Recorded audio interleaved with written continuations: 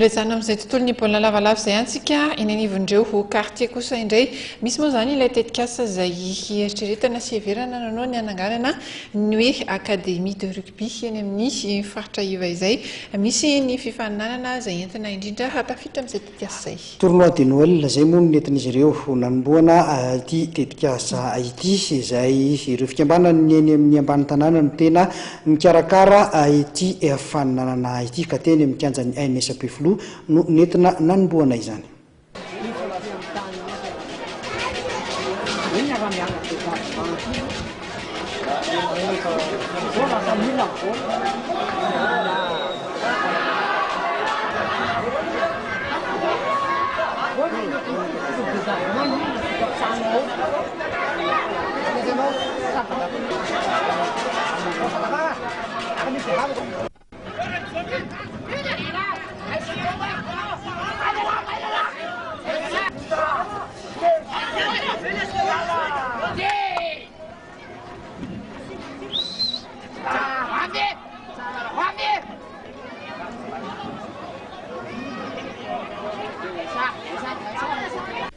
Ekipa efatra amby roapolo no mandray anjara amin'ilay faninanana tournoi de Noël izay karakarainy fikambanana eny amin'iny ambany tanàna iny. Tanjona ao anatin'ity faninanana ity moa nisy ny ananganana ilay antsoina hoe académie de rugby, izany hoe ampianarana ireo tanora an'ity fanatanjahantena rugby ity sy ny taranja any ampianarana.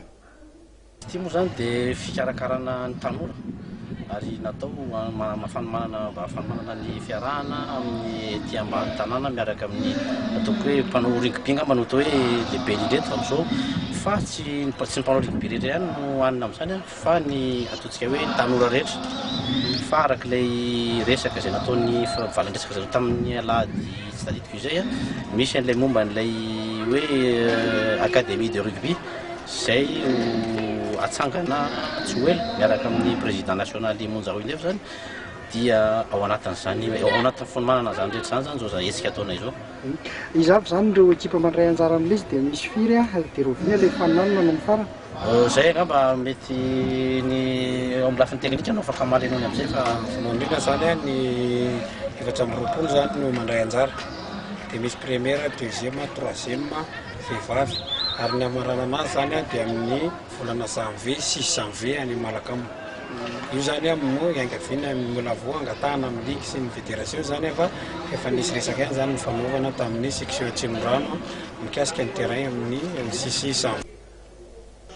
Toy izao ary nivokatra amin'izany ny Belzina sy ny 15 complexe Sarakatsala 3-0.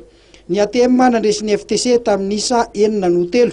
Ny Aigle Noir napiondrika ny FTLM tamin'isa 4-0. Ny Zazanavela nandresy ny Basta tamin'isa 2-0.